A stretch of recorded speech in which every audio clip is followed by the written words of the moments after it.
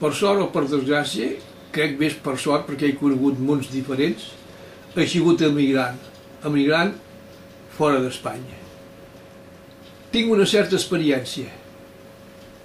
Crec que la vida no els estudis en certs aspectes d'un coneixements. Aquí a Reus, el senyor alcalde i companyia van decidir en un moment determinat convertir la nostra ciutat en un centre d'immigració perquè volien arribar amb els 100.000 habitants. No sabien el que feien. Per desgràcia, aquesta setmana passada va sortir a la premsa unes declaracions i uns reportatges segons els quals gent de la ciutat de Reus porten els seus fills a Castellvell i al Moster perquè la qualitat de l'ensenyament ha baixat.